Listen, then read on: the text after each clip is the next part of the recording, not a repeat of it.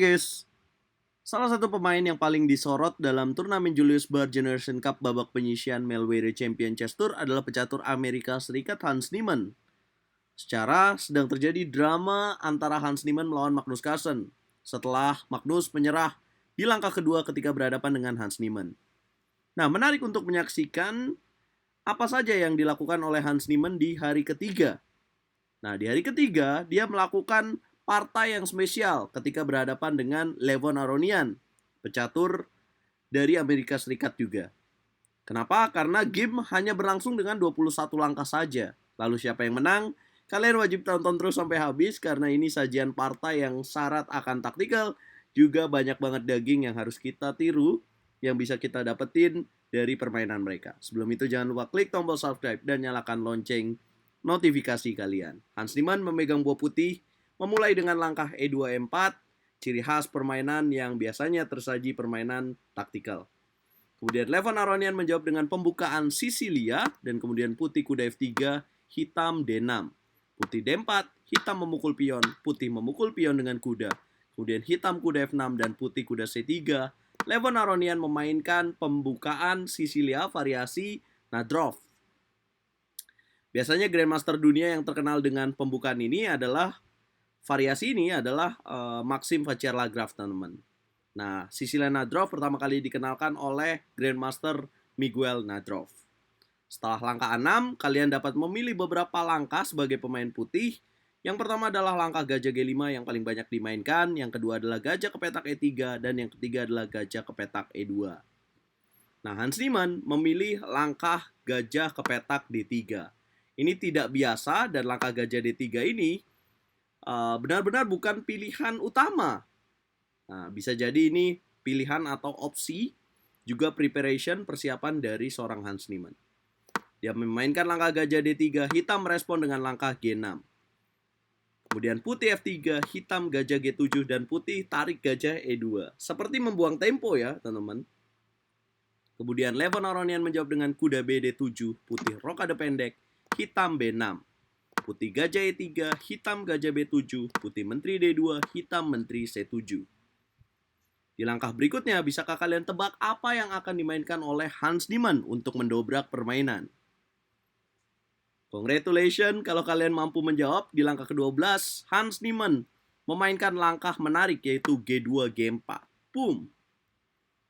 Sebenarnya langkah ini tidak ideal ya karena raja jadi terekspos nih pertahanannya. Kemudian hitam respon dengan langkah kuda E5 dengan ide ciri khas pembukaan Sisilia, menyerang ke petak C4, putih G5. Hitam kuda F ke petak D7, putih B3. Menjaga petak C4, hitam E6. Langkah E6 di langkah ke-14 ini merupakan blunder dari seorang Levon Aronian. Bisakah kalian menghukum pemain hitam dengan langkah E6 ini? Ya, sebagai pemain putih, luar biasa kalau kalian memiliki ide langkah F4. Boom! Kemudian hitam merespon dengan langkah benteng C8, blunder kedua yang dilakukan oleh Levon Aronian. Dan sekali lagi saya ingin kalian menebak, ketika hitam membalas ancam kuda di petak C3, apa langkah yang akan kalian pilih untuk memenangkan pertandingan sebagai pemain putih? Congratulations kalau sekali lagi kalian menemukan langkah luar biasa kuda D ke petak B5. Boom! Pion memukul kuda, kuda memukul pion. Levon Aronian memukul pion C2, putih kuda memukul pion D6. Boom! Raja ke petak E7.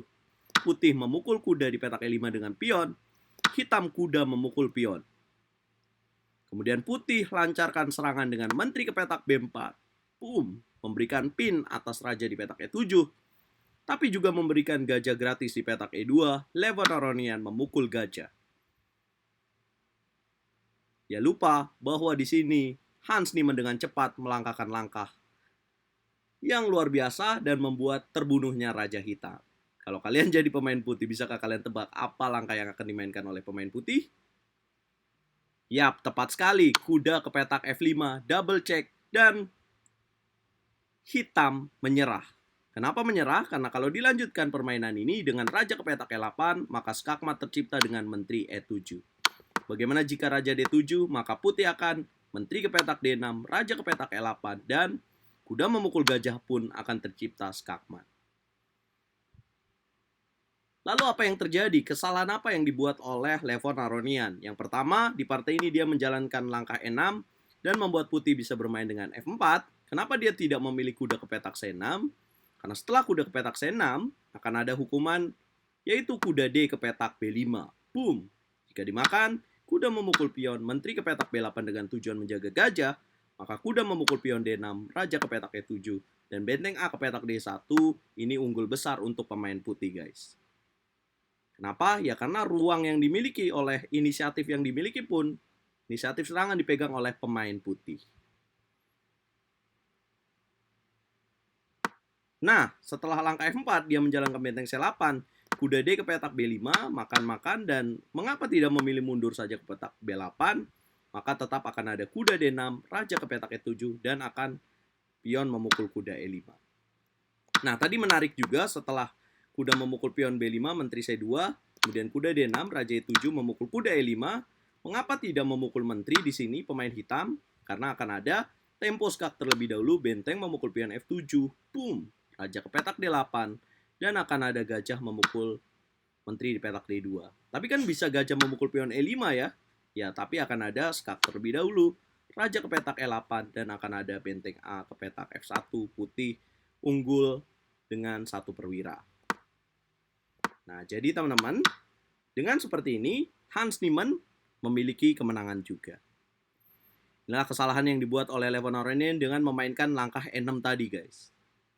21 langkah saja, Hans Niemann pecatur yang sedang ramai dibicarakan. Setelah kejadian di Sequenville Cup, dia mengalahkan Magnus dan Magnus mundur.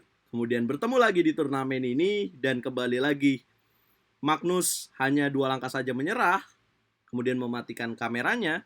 Ini menarik untuk menunggu, karena di babak penyisian nanti, sekarang dengan melihat posisinya Hans Niemann berada di peringkat 7, membuka peluang bahwa Hans akan berhadapan kembali dengan Magnus di babak fase gugur quarter final.